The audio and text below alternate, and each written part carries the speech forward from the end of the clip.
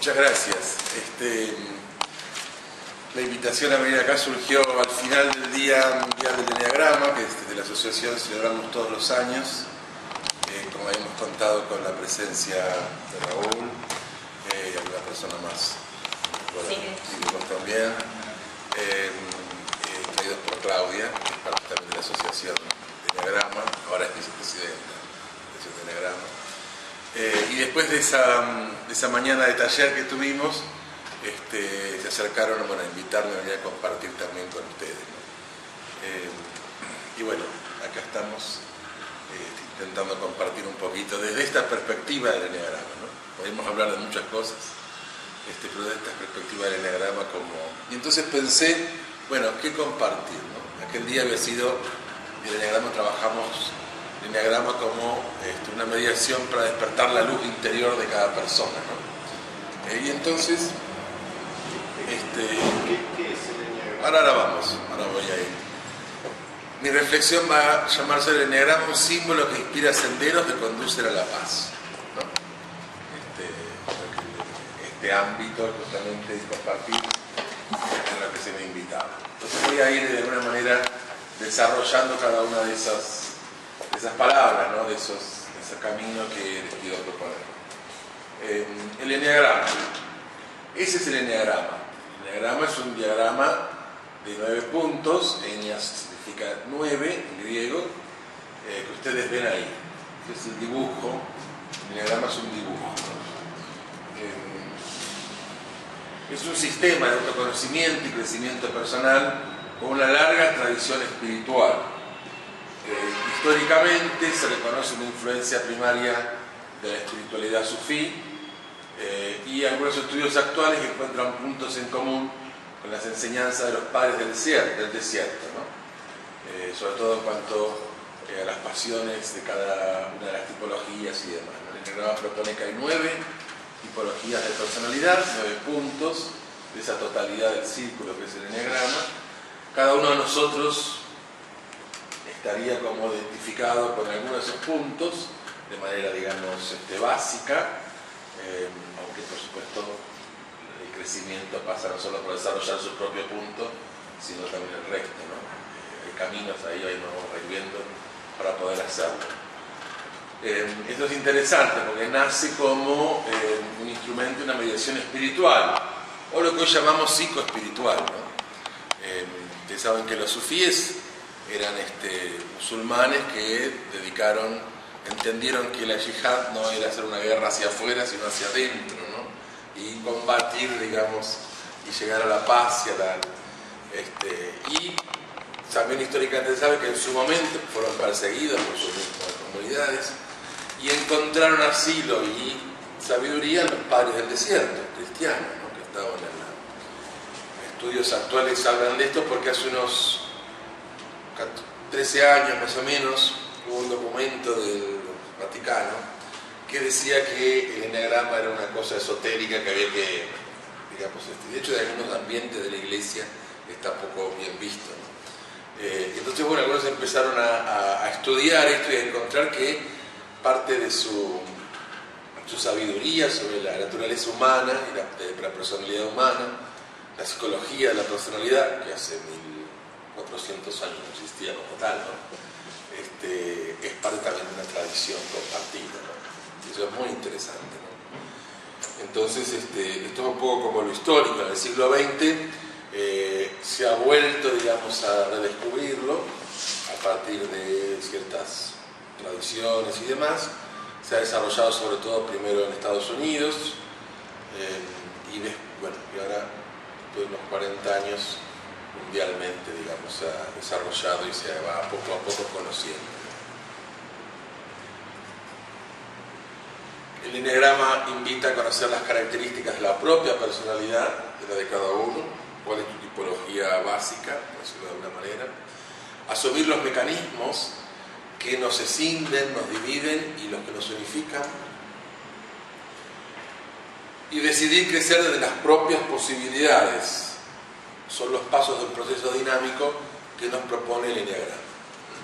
Hay también diversas escuelas de eneagrama que proponen o ponen el acento en la perspectiva algunas más psicológica, otro es más espiritual, otro más de aplicación a lo social, a lo grupal, a lo empresarial. En Estados Unidos hay mucho desarrollo de este tema, al coaching, modernamente, ¿no? O sea, hay diversas perspectivas, pero como que esto está en el fondo, en la base de cada una de ellas, ¿no? A la luz tanto de los aportes de la psicología moderna como de la búsqueda contemporánea de una genuina espiritualidad, el enneagrama se va constituyendo como una herramienta profunda e integradora en el proceso de crecimiento personal. Algunos lo hemos descubierto hace años y vamos intentando conocerlo desde la propia experiencia personal para compartirlo con otros, ¿no? Es realmente una herramienta que va en la asociación de enneagrama. Nos admiramos cada vez más cómo empiezan a surgir nuevas aplicaciones, nuevos caminos para poder desde este enneagrama poder crecer. Un camino que posibilita una creciente unificación psicoespiritual. Pero es un tiempo que, digamos, sobre todo a partir del proceso que uno va haciendo en su vida y acompañar a tantas personas por ahí de ambientes tan diferentes, ¿no? Trabajo en escuelas que tienen una congregación de clase media y trabajo en la villa, ¿no? Trabajo en escuelas también, grupos sociales, proyectos socioeducativos con adolescentes, y entonces desde distintos lugares uno viendo que he vuelto a proponer la palabra unificación, ¿no? En el proceso de crecimiento personal. Como que la integración, esto de integrar cosas, parece que uno que tiene que estar poniéndose encima, ¿no? Tengo que integrar esta parte, tengo que integrar mi afectividad, tengo que integrar mi relación con los demás, tengo que integrar mi historia, mis heridas, mis sombras, mis luces. Uno ya no sabe todo lo que tiene que llevar encima, ¿no? Entonces, unificar es una palabra mística, una palabra que está presente en los místicos de diversas religiones, que tiene que ver con encontrar eso que a uno lo unifica, ¿no? Aunque alguna cosa se te caiga en el camino, ¿no? Y tengas que levantarla, ¿no? Porque si no también hay como una cuestión de, hoy día en tantos procesos de crecimiento personal, una búsqueda desmedida, una perfección que no existe, ¿no? Estamos en camino todos, ¿no?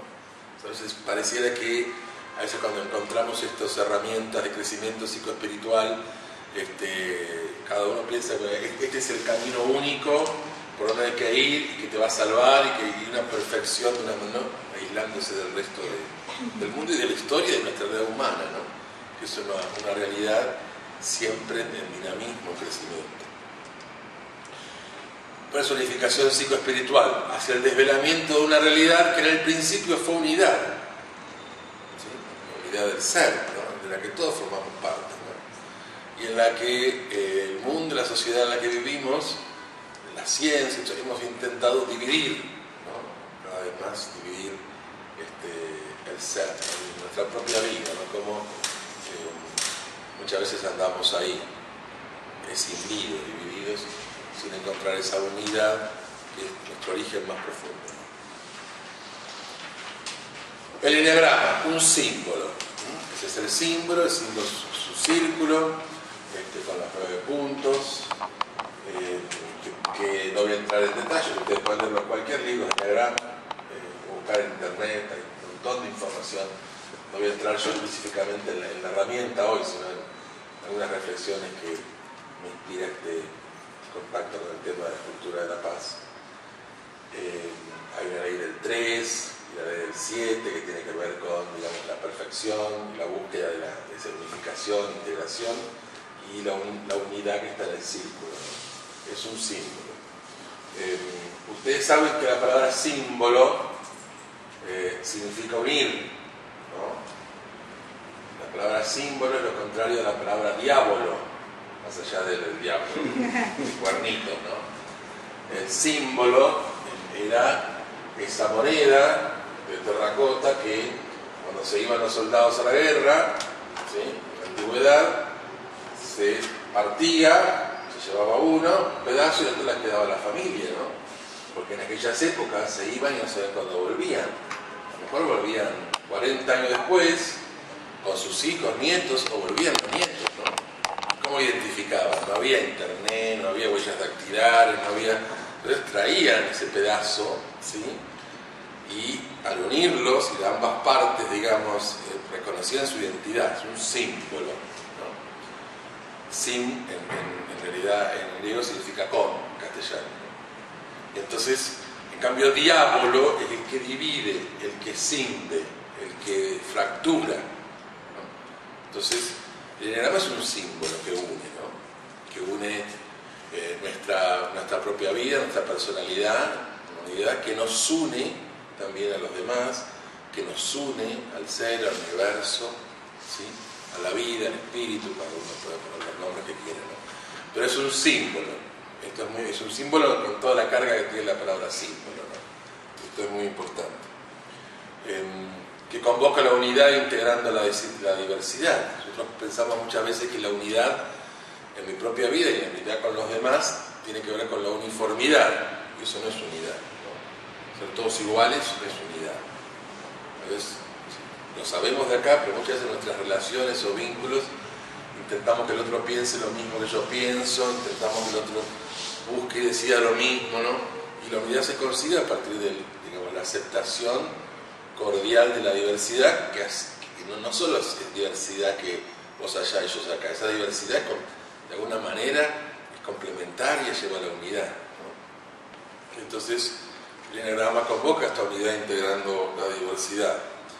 Es un símbolo dinámico y evolutivo, está fijo, digamos, es un símbolo dinámico, ¿no? Estoy viendo que hay unas flechas que se mueven, yo no voy a entrar en eso, ¿no? Para un lado, para el otro, ¿no? Se puede mover también hacia un lado, hacia el otro. Llamamos que las tipologías tienen alas, los números que están, si yo tengo una tipología 8, puedo tener un ala en 7 o en el 9, ¿sí? Hay como un dinamismo importante en todo ese, y evolutivo, ¿sí? No es repetitivo, sino que va hacia adelante, ¿sí?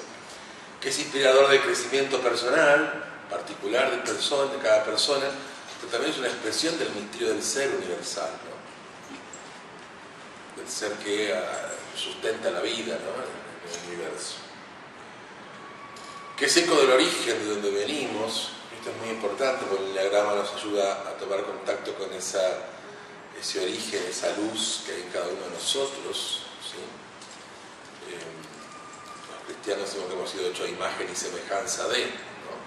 Pero bueno, de distintas perspectivas podemos compartirlo, ¿no? Somos, digamos, es un mapa del camino por donde transitar y es también un espejo de la meta hacia donde vamos. Eso nos puede ofrecer este símbolo del eneagrama. El eneagrama es un símbolo que inspira senderos, que inspira caminos. Desde las diversas perspectivas en las que se ha ido comprendiendo y profundizando el eneagrama, podemos encontrar el llamado a caminar, transitar, integrar, expresar, desarrollar, potenciar, ¿no? Estas diversas perspectivas, como les decía, algunas son más psicológicas, otras son más espirituales, otras son más sociales, otras son más pedagógico-educativas, pero en todas hay como un llamado a caminar, a transitar, a integrar, a expresar, a desarrollar, a potenciar, ¿no? La personalidad de cada uno. A partir de diversas posibilidades que se presentan como senderos, como caminos. Senderos múltiples que siempre tienen como fundamento y horizonte la unidad. Entonces cuando vemos el símbolo mismo del eneagrama, vemos que hay un movimiento, hay flechas, hay números, hay un dinamismo interno, hay diversos senderos por los que uno puede transitar, ¿sí? Diversos senderos por los que uno puede ir en búsqueda del crecimiento, del desarrollo, de la expresión de la luz interior, de potenciar las propias virtudes o dones, o como queramos llamarlo, ¿no? Entonces, digamos, pero siempre tienen como fundamento y horizonte esta unidad en la cual se fundamenta. Desde un paradigma antropocéntrico, alentado por el mito del progreso de la modernidad, los últimos siglos, y la omnipotencia, ¿no?, del método científico y del modelo clínico en las ciencias de la salud y psicológicas, el crecimiento personal y espiritual estuvo marcado por aquello que falta o estaba fuera de la normalidad, ¿no? Y seguimos todavía un poco esto, ¿no? Nos hemos sido formados como psicólogos, lo que uno aprende son las patologías, ¿no? Aprendemos desde una perspectiva de lo que le falta a la persona, ¿no? o lo que está fuera o más cerca de la normalidad, ¿sí? Y así se plantea también la salud, el crecimiento en la salud, en la educación, en lo espiritual, en todo lo que, por aquello que se debe lograr y alcanzar, ¿no? Como que, bueno, vos tenés que hacer esto. Al final del primer grado tenés que aprender a leer, a escribir de esta manera, si no, no alcanzaste, ¿no?, tu plenitud como ser humano. Y bueno, seguimos olvidándonos que ese chico es mucho más que leer y escribir, eso, ¿no? Entonces, pero seguimos teniendo. En la educación estamos mucho más de acuerdo, las teorías pedagógicas han avanzado muchísimo, pero en la práctica sigue habiendo un paradigma absolutamente fixista que mira más, digamos, evalúa más el resultado que el proceso, aunque, digamos, se ha avanzado mucho en eso. Pero al final, sabe o no sabe, hace esto o no hace esto, ¿no? Como que sigue habiendo esto, difícil de combatir, ¿no? Y por eso la necesidad en la vida del ser humano, sobre todo en lo educativo, en el proceso de crecimiento personal, en el desarrollo espiritual, según sea el ámbito en que veamos el crecimiento, de ser instruido, ¿no?, y no educado, de ser socializado, a veces domesticado, de ser normalizado dentro de unos parámetros que los pone o la escuela, o la familia, de ser adaptado a la realidad, ¿no?, de ser rehabilitado cuando uno tiene un... Y en este contexto el desarrollo del eneagrama puede convertirse también, y en algunos ambientes se ha convertido en una propuesta desviada de su esencia, que termina fortaleciendo el paradigma antes anunciado. Y creo que ha sido uno de los fracasos de la difusión del eneagrama en una primera etapa, ¿no? Porque había mucha gente que se compraba el librito, iba a una charla de eneagrama y empezaba a ver, yo soy 4, soy 3, soy 2, soy 1, más que lo que soy, pues ya sé lo que me gustaría hacer, o lo que, enganchándome proyectivamente con una descripción, y después empezaba, ¿no? A ver, si el marido era 3, o era 4, o era 8, entonces ya lo analizaba, ¿no? Me acuerdo que una vez también, no tengo nada contra la revista Para Ti, pero hace como 15 años, todo lo que aparece por todos lados, y salieron unos fascículos, ¿no? Entonces era analizar al otro, ¿no? Entonces, tu marido es 5, decía, vos tenés que hacer tal cosa, tal otra, para que, bueno, era un encasillamiento muchas veces, todavía se usa muchas veces así, en ámbitos religiosos, cristianos, de la vida religiosa, se usó mucho en la formación, ¿no? Entonces después era, bueno, claro, como sos un 4, y tenés que ensimismarte mucho, ¿no? Yo me acuerdo una vez, dieron un eneagrama, un curso, había muchísimas mujeres, muchas que iban a ser monjitas, ¿no? Y entonces cuando hicieron el eneagrama, hicieron un test, y a casi todas les dio la personalidad 2, que es el ayudador, el servicial, el que está siempre pendiente de los demás, ¿no? Y entonces, el que daba el curso, que poco sabía de eneagrama, terminó diciendo, bueno, esto confirma que ustedes tienen esta vocación, porque son todas. Entonces, claro, en realidad habían elegido muchas de esas porque era el ideal, digamos, que se planteaba en el contexto en que vivían, ¿no? Tienen que ser personas siempre dispuestas, siempre querían ayudar a los demás, siempre querían estar amorosamente ahí donde las necesitaran, ¿no? Pero no pueden descubrir cada una su imagínense en un grupo, además, o en una comunidad donde todos son así, es insoportable, ¿no? Porque se pelean por ayudarse unos con otros, ¿no? No hay quien piense, no hay quien ponga un poco más de pasión para otras cosas, no hay quien ponga paz, quien arregle los conflictos, no hay quien mire un poco más en el horizonte, ¿no? Hace falta de todo en la vida social, porque de todo hace falta para que nos complementemos y seamos uno, ¿no? Así que bueno, en muchos ambientes esto del eneagrama, y muchas veces una primera presentación del eneagrama también se recibe así, ¿no? Como una descripción tipológica, ¿sí? Más o menos como en la antigüedad, ¿no? Si era flemático, colérico, o sea, cosas en uno mismo, pero con una cosa más de 9 son ahora, ¿no? Eso es una desviación también del eneagrama, ¿no? De la esencia del eneagrama, que es un símbolo mucho más profundo y que tiene que ver con esto, ¿no? Con el desarrollo más profundo del ser humano. De alguna manera el hombre moderno, para progresar, necesita una gran capacidad ascética, porque claro, hay que hacer muchas cosas para uno, digamos, poder ser lo que los demás quieren que sea o la sociedad quiere que uno sea, ¿no? Hay que trabajar, hay que estudiar, hay que sacar un título, hay que mostrarse de esta manera, hay que hacer una serie de cosas, aún hoy, donde teóricamente somos más libres, cada uno expresa lo que quiere y demás, hay unas exigencias tremendas para nuestros jóvenes, por ejemplo, ¿no? En el ámbito del trabajo, del estudio, para poder triunfar, ¿no? En la vida. Pero no hay auténtica acceso y esfuerzo personal si no hay una mística que la sostenga y que le dé sentido, ¿no? Y sea además ese horizonte de plenitud, una mística, una espiritualidad. Por eso es que de un paradigma biocéntrico, con la vida al centro, hoy somos convocados a reencontrarnos con la vida que nos sostiene, nos levanta, para que la luz que nos habita vuelva a ocupar su lugar esencial, que ese ser original pueda salir y nos conduzca por el camino de la humanización plena. Estamos llamados a ser humanos, ¿sí? Ese es el gran tema, ¿no? Y nos hemos olvidado de ser humanos muchas veces. Y entonces, ya comparto con ustedes unas frases espirituales que me parecen interesantes, porque marcan este sendero hacia donde quiero compartirles mi reflexión.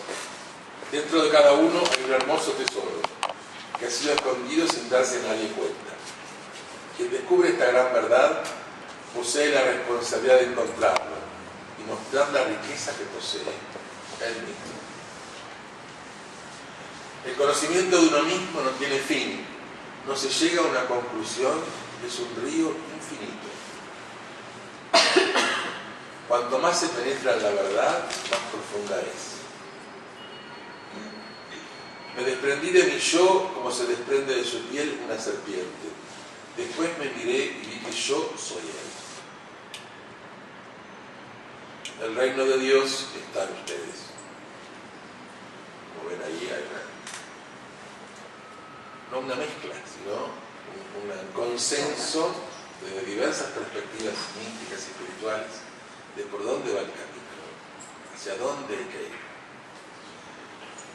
Y entonces, pensando en esto y reflexionando a partir de esta búsqueda, ¿no? de esta luz, de este ser original que hay en cada uno de nosotros, y que el Enneagrama es un camino, me encontré con la reflexión de un filósofo catalán que se llama Francesc Torralba, que tiene varios libros. Si bien él es católico, pero digamos con un lenguaje absolutamente de la época, de esta época, digamos, y con una capacidad muy grande de unir y de buscar esta unidad, ¿no? Él dice que hemos venido al mundo a dar lo que somos. ¿Sí? Como que la misión del ser humano, para que hemos venido al mundo, es a dar lo que somos, ¿no? Pero vivimos demasiado preocupados por encontrar y atesorar lo que no somos, lo digo yo. Vivimos preocupados por encontrar aquello que, digamos, los demás quieren que yo sea, la sociedad, la familia, aquello que...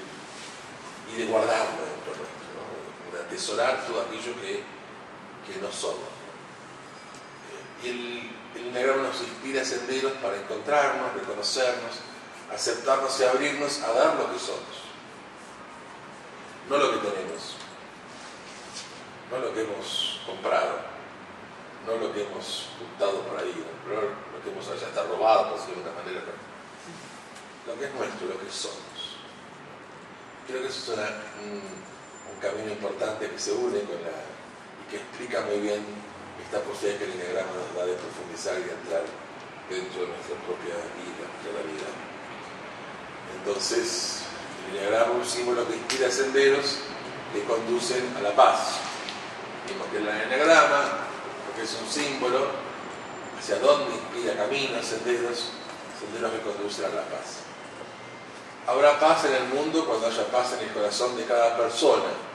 Eso es el lema del Consejo de Paz, ¿no? Y yo le agrego que habrá paz en el corazón de cada persona cuando pueda encontrarse, reconocerse y asumirse de su propio don.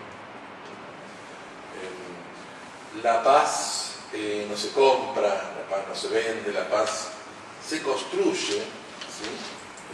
Se construye día a día. La paz también, yo creo que es dada, es don, ¿no? La paz es don y tarea, ¿no?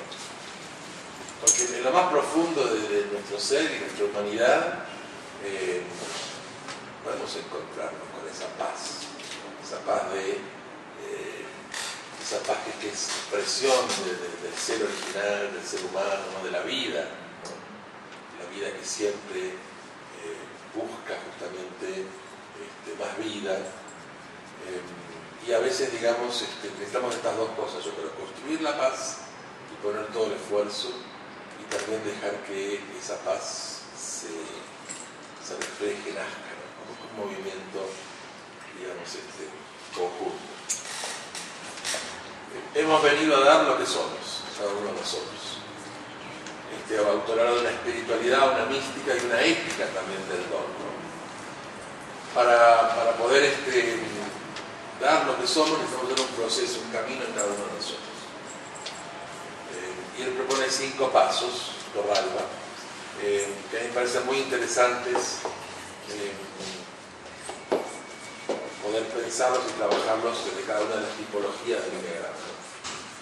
No voy a entrar hoy en cada una de ellas, no era el objetivo, pero sí, digamos, como un camino para desde ahí poder caminar. La primera es reconocimiento de ese don, ¿no? Y con esto también un paso más, decirles el enneagrama, esto lo planteé también el día del enneagrama cuando hablé de la luz.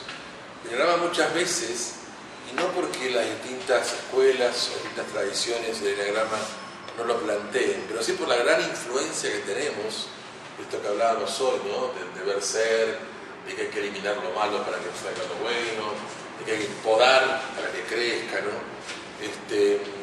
Muchas veces se queda también en los aspectos, por decirlo, más negativos, ¿no? Entonces se habla mucho de las fijaciones, de las compulsiones, los mecanismos de defensa, las fijaciones, los descarriladores, los movimientos de desintegración, el estado malsano de cada tipología, ¿no? Y claro, es lo que más engancha, porque uno por ahí como que... Pero ciertamente en la pedagogía del crecimiento personal, y acá me perdí, creo que muy lindo que hablaron de educación y de jardines y eso, de los niños más pequeños, sabemos muy bien, aunque lo seguimos haciendo, que no se trata de podar aquello que está mal o de suplir aquello que falta, ¿no? Sino que tenemos que cambiar la mirada, ¿no? Nuestra educación, la búsqueda de la salud, del crecimiento espiritual han estado muy marcada por intentar individualizar y rehabilitar aquello que estaba mal o que no estaba, o que se había descarrilado, o que no se había conseguido, o que no se podía, ¿no? Y poniendo la mirada justamente en eso, en lo que no hay, en lo negativo, no conseguimos otra cosa que más vacío, ¿no? En esto traigo también a colación el enfoque de la resiliencia, ¿no? Esta capacidad humana de poder construir sobre la adversidad, ¿no? Y construir desde allí. Pero cuántas veces seguimos muchas veces, ¿no? Viendo aquello que le falta para poder subsanarlo, ¿no? Cuando donde tenemos que poner la mirada es en la parte sana, o en la parte luminosa, o en sus posibilidades, o en aquello que puede levantarse y salir adelante, ¿no? En los dones, ¿no? Yo creo que en la expresión del enneagrama en este momento, hoy venía pensando en el subte, digo, bueno, voy a escribir sobre el enneagrama de los dones, no está el enneagrama de las pasiones, el enneagrama de las fijaciones, el enneagrama de los dones. ¿De dónde sale el enneagrama? Disculpe que lo interrumpo, padre, pero nosotras nos tenemos que ir porque tenemos una reunión, pero no me quiero ir sin hacerle esta pregunta. ¿De dónde nace el enneagrama? Como decía al inicio, esto viene de una tradición espiritual. ¿Cómo? ¿Dónde lo encuentran? ¿Dónde aparece?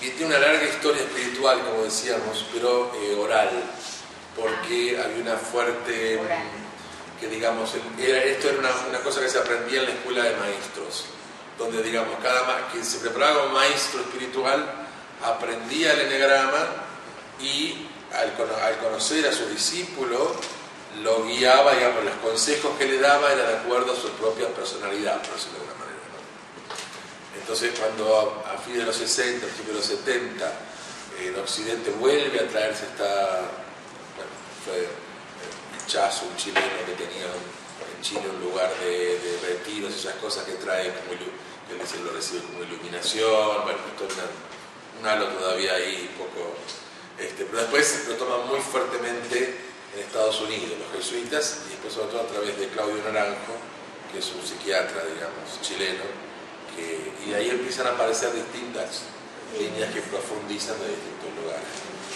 Muy interesante. Le pido mil disculpas No, que nos por tenemos favor. que retirar, pero nosotros estamos en nuestro horario de trabajo. Muy bien. Un gusto haber compartido. Chao, gracias. Gracias.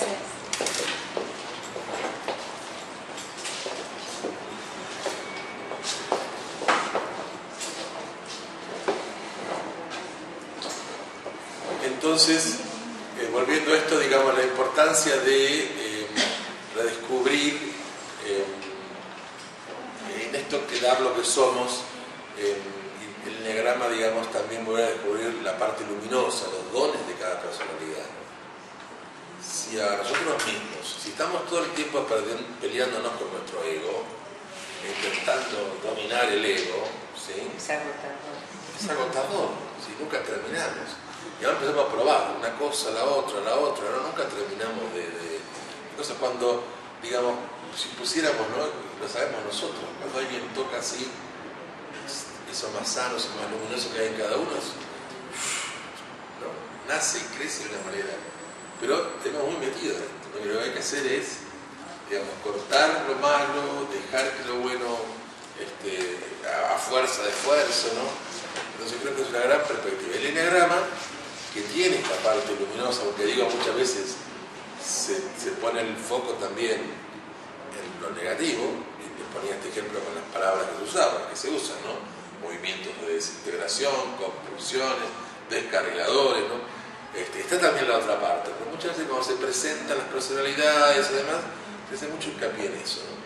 Y yo creo que este es un camino interesante, poder descubrir esos dones que hay en cada uno y poder, digamos, ese es el camino. Entonces, lo que tenemos que reconocer es los dones que hay cada uno. No los dones que a mí me gustaría tener, los dones que yo tengo, los dones que traje. Y esto hay que empezar desde chicos, ¿no? Con los niños, pero también nunca es tarde para descubrir estos dones, ¿no? Qué lindo es poder descubrir, bueno, yo tengo este don para dar a los demás. Conocerlo, admirarnos de la belleza de ese don que hay en cada uno de nosotros, ¿no? Nos admiramos de tantas cosas que tienen los demás, ¿no? Pero no podemos admirarnos de lo que cada uno tiene. Ser agradecidos, la gratitud, ¿no? Este paso tan importante. Sin gratitud no hay posibilidad de expansión, de crecimiento, ¿no? De desarrollo, la gratitud. El cuidado de ese don, esos dones que yo he recibido gratuitamente en la vida, ¿no? Muchas veces descuidamos esos mismos dones que tenemos y los podemos compartir y dar a los demás. Y finalmente, el cultivo de ese don. Naturalmente podemos ayudar a que ese don también esté más presente en los ámbitos donde vivimos. ¿Usted se siente muy volado? No, yo creo que el reconocimiento del don también te da la posibilidad de descubrir cuál es tu tarea y para qué viniste. Entonces, como la gratitud cancela la soberbia, es decir, me parece tan maravilloso esto, ¿no? Porque lo primero es este reconocimiento y saber que también hay una admiración desde el corazón, no desde el ego. Empezás a sentir qué viniste a hacer y para qué estás acá. Y si no descubrís tu don, ¿cómo descubrís tu tarea? lo vas copiando de un lado para el otro, pero nunca te da esa satisfacción y esta gratitud que cancela la soberbia del ego, naturalmente. Me parece maravilloso. Tiene más o menos el mismo enfoque que la numerología y también la astrología, que también se enfoca realmente en ese aspecto de reconocer para qué estamos. Numerología también. Sí, yo no tengo ni idea, no conozco la numerología, no te podría decir porque no lo conozco. La verdad es que no. Sí, todas buscan en Son realidad todas. caminos, por Sí, eso son nosotros caminos. hablamos desde el enneagrama que es un camino, no Sí, es sí, sí, la sí. verdad revelada, no es nada de eso, es un camino. Claro, Cada uno realmente elige el más. camino, uno puede elegir la numerología, la astrología, el enneagrama o lo que sea para precisamente el autoconocimiento personal. Por suerte hay mucha variedad de caminos, porque cada uno puede de esta manera elegir el que le sea más afín, el que vibre con cada uno. Sí, yo creo que esto es lo importante también, ¿no? Desde donde uno va, digamos, encontrar que lo importante no son los caminos, sino de dónde vienen esos caminos y hacia dónde nos llevan, ¿no? Porque también puede pasar, ¿no? Cada uno cree que este camino es el único, ¿no? Y los otros no hay, ¿no? Yo he tenido la suerte de, bueno, como uno puede entrar en distintos lugares, desde lo profesional, desde la psicología, desde la educación, desde lo religioso, desde, bueno, y encontrar eso uno me dice, bueno, pero ¿cómo haces para estar de golpe tratando una misa, de golpe trabajando en la escuela, de golpe, bueno, para mí una gracia muy grande, ¿no? El poder que la vida tiene múltiples posibilidades cuando encontramos, digamos que hay una unidad esencial de esas cosas, que es la vida misma del ser humano, ¿no? Entonces, yo creo que el tema es acá es tan importante. ¿Por qué traigo esto del don y el tema de la paz, ¿no? Porque yo creo que podemos construir la paz cuando cada uno en sí mismo puede, esta paz interior, reconocer sus propios dones, ¿no? Dejar de pelear esas guerras internas de querer ser lo que no somos, ¿no? Que no es una aceptación ni es una resignación, ¿no?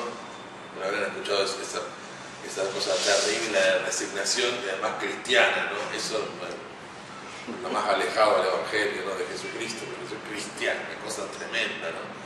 No, es otro el camino, ¿no? El camino de descubrir, digamos, y venir a dar lo que somos. Si no trabajamos para que cada uno pueda descubrirse y descubrir lo que es, sí, es muy difícil que podamos ser constructores de la paz, ¿no?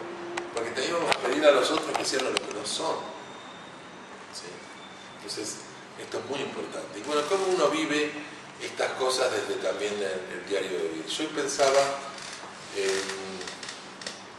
me vino, una vez está, digamos, pensando, y hacía el PowerPoint, ¿no? Y buscaba algunas de las citas y demás.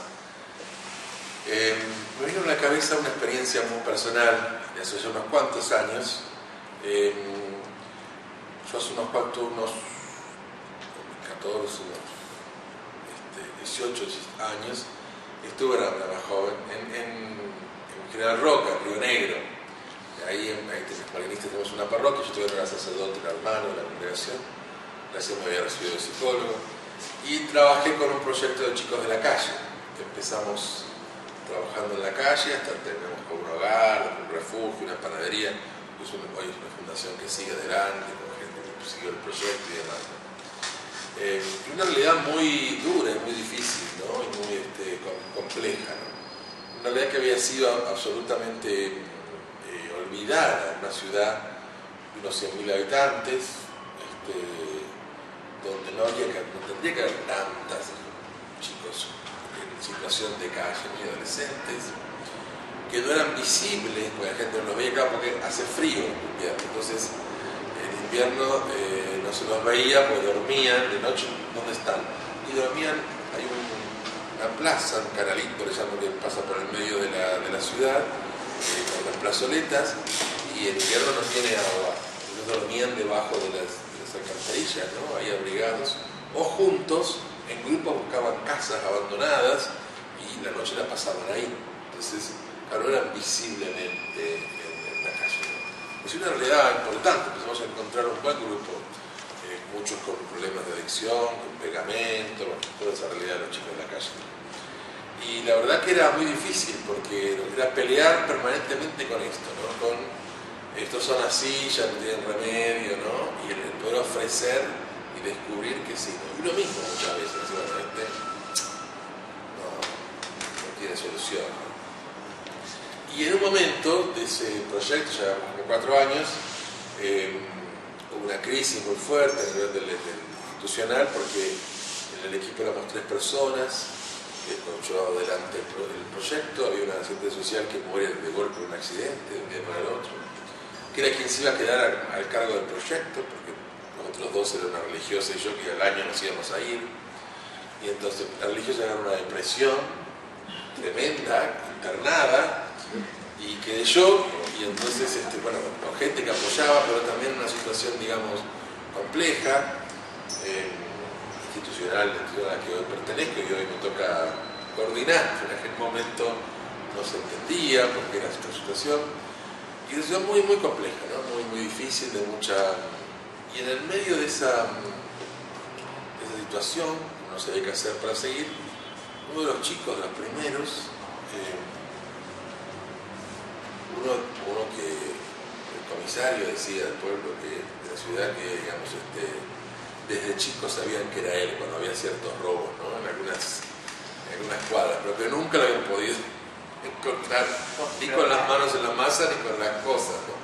Pero cuando empezaban a llamar, dice, 3 o 4 personas de una misma cuadra, que en el mercado, no sé qué, le habían faltado no sé qué, que en una ventana le habían faltado no sé qué cosa, y la otra ya sabían quién era, porque tenía una agilidad y una capacidad intelectual de programar su acción, pero nunca la habían podido agarrar.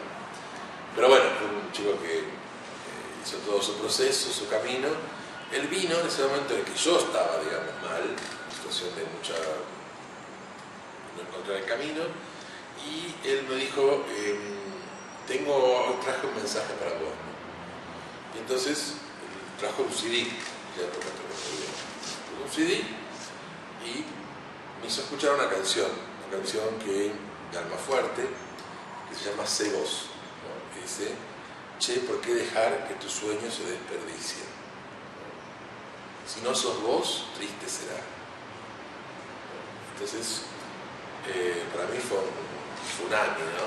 Porque, digamos, a veces uno espera maestros de la vida desde otro lugar, ¿no? Y justamente... ¿Puedes repetir? Sí. ¿No sos vos? Si no sos vos, triste será. Triste. ¿Por qué dejar que tus sueños se desperdicien? Y el título de la canción es Sé Vos, ¿no? Sé vos mismo. Y entonces fue muy importante, ¿no? Para mí, yo siempre en situaciones así de crisis, en el momento que uno no sabe por dónde ir, la tengo como una mensaje de sabiduría muy importante que me vino de un chico de la calle, ¿no?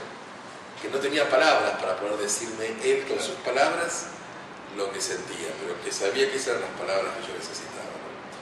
Y esto está en el fondo de esto, ¿no? Para mí, porque yo sigo muchas veces con el enneagrama, porque da las pistas para poder encontrarse con uno mismo, con este don, ¿no? Para ser auténticamente uno mismo, ese vos. Y es lo que uno intenta también cada día, desde distintos lugares, desde lo pastoral, como sacerdote, desde lo educativo, desde los proyectos más sociales. Hace menos tiempo, hace unos meses, mi parroquia está en pleno Villa Soldati. Ahí tenemos nosotros una parroquia Santuario de la Virgen de Fátima, que es la Reina de la Paz, también coincide. Una escuelita de 2.500 alumnos, desde el jardín hasta el terciario, una escuelita irónica, ¿no? Y que está creciendo, pero el terciario para chicos de las villas. Tienen también el famoso barrio de los Piletones, parte de mi parroquia, y había muerto un joven de los Piletones, entonces me llamaron para ir a rezarle a la casa, ¿no? Cuando llegué, era una habitación, digamos, de 2x2, una cosa muy pequeña, ¿no? Estaba en el cajón, en el medio, no había más nada, claro, había mucha gente. Había una señora no tan mayor, que era la mamá Y después estaba lleno de gente joven y niños que corrían y jugaban pasando por debajo del féretro, por acá, por allá, y todo el tiempo, ¿no? Y me iba a buscar la hermana mayor, tenía 23 años, el que había muerto, ¿no? La hermana mayor que tenía 38, y eran como 15 hermanos, o sea que imagínense la cantidad, eran todos hermanos jóvenes y muchos de los hermanos tenían hijos, eran los bebés que andaban gateando, algunos otros corriendo, jugando, y fue muy impactante, ¿no? Era un joven que de los 15 estaba en la cárcel, la madre lo iba a ver todos los domingos, llamaba por teléfono durante la semana, le faltaba muy poco para salir y dicen que se suicidó. Dicen que esta gente muy pobre no tiene medios para averiguar ni para mucho más, ¿no? Pero ahí estaba, ¿no? Y me sorprendieron dos cosas. Una fue la naturalidad, ¿no? De la vida y la muerte, como se tan presente, esos niños corriendo alrededor del cajón, del féretro. Y adentro del cajón hay una tradición en muchas familias, sobre todo más bolivianas, pero de que es ponerle cosas dentro, ¿no? Muchos le ponen Comida. comida. Sí, comida, le ponen también cigarrillos para que le ponen hojas de coca. Claro. Y esta me llamó la atención porque tenía golosinas y juguetes. 23 años. Bueno, digo, justamente, ¿no? Y estaba en la cárcel, pero qué fuerte esto, ¿no? Y a mí me vino a pensar, viendo a todos esos chicos que estaban ahí, digo, ¿cómo van a terminar todos estos? ¿Qué futuro tienen, no? ¿Qué final? No es el final del tío, del hermano, porque realmente no hay mucha más posibilidad en cómo viven, en las situaciones en las que viven, las posibilidades en las que tienen, ¿no? Y bueno, en la ciudad de Montoya salí pensando en eso, ¿no? ¿Qué futuro tienen estos, no? Y ahí, mientras pensaba en eso, me vino la canción esta que me contaba, ¿no?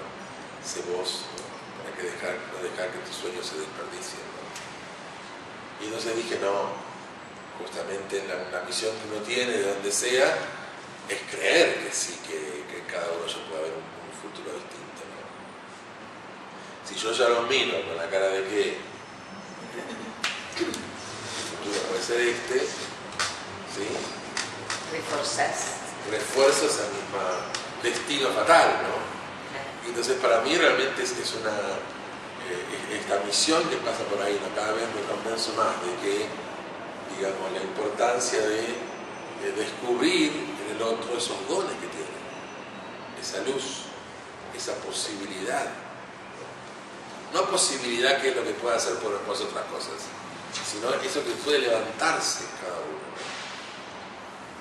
Entonces, bueno, obviamente uno tampoco puede hacer todo, pero estamos uniéndonos con otros, ¿no? Y podemos trabajar para que la educación de verdad no sea solamente un lugar donde vienen los chicos y están y darles de comer, sino que puedan crecer, que puedan encontrarse a sí mismos, que puedan mirar hacia adelante, ¿no? Yo miro a mis alumnos del terciario ahí, del superior que tenemos, que hasta llegando hace 4 años empezamos las primeras promociones, ¿no? De maestras jardineras, de enfermeros y de técnicos en higiene y seguridad laboral, ¿no? Y es realmente increíble cómo, digamos, se pueden encontrar, cuando encuentran dentro de ellos esos dones, pueden salir adelante, ¿no? Y creo que desde ahí es donde se construye también la paz, ¿no? En la zona ya sur de la capital, ustedes lo dan por televisión, no hay paz, no tenemos mucha paz, ¿no? En la zona que estamos nosotros, que estamos entre la 1114, que es la de San Lorenzo, y la Villa 20, que es la que usurparon, desalojaron, entonces estamos ahí. Y la verdad que ahí no hemos salido en televisión muchas veces, pero este año hemos tenido una verdadera guerra, ¿no? Hay 2 familias enfrentadas desde hace muchos años y cada cierto tiempo hay algo que detona.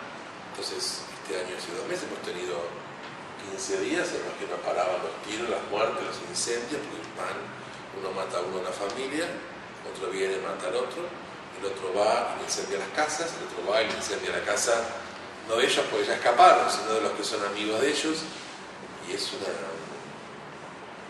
realmente no sale, es todo un trabajo de campo. Y el trabajo que más munición, trabajo por acá, por trabajar con las personas, con los niños, con los adolescentes, con los jóvenes, ayudándoles a encontrar ese don que tiene cada uno para que pueda llevarlo adelante, ¿no? Para que puedan cambiar también ellos en la perspectiva, de no estar mirándose como los villeros, los que les falta esto, los que no tienen lo otro, los que no tienen posibilidades, más que poder adelante, ¿no? Es un chico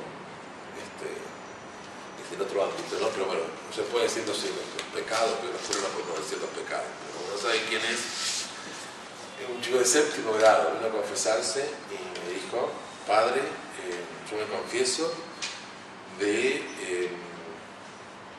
yo no quiero, pero sé que voy a querer salir a robar con mis hermanos cuando sea más grande. Estaba de arte, ¿no? Estaba como que lo veía como algo que él no quería, pero algo como que iba a pasar, porque no puede haber otra posibilidad que esa, ¿no? Entonces, bueno, por eso creo que desde acá, ¿no? Yo lo vivo muy así pasionalmente, ¿no? Y ahí acá aplico el enneagrama. No les enseño los numeritos, que son 4, 5, 8, 7, pero sí, de esta dinámica del enneagrama, saber encontrar en la vida de cada uno esa luz, ese don que tenemos para poder ser nosotros mismos, ¿no? Hemos venido a dar lo que somos. Cuando damos lo que somos, vamos a vivir de otra manera. Vamos a encontrar esa paz interior que contagia y que construye la paz. Pero mientras no trabajemos para eso, para mí eso es importantísimo. Y con esto lo último termino. Por eso también, a veces me pongo un poco mal con las chicas de enneagrama, con algunas, porque la verdad es que yo siento que muchas de estas cosas que muchas veces se hacen para estar mejor, para conocerse, para quedar en un ámbito social, un ámbito de posibilidades, en el que puede pagarse tal curso, tal taller, en un ámbito socioeconómico muchas veces, ¿no? Se hacen intentos, por supuesto, pero tendrían que ser masivos esos intentos, ¿no?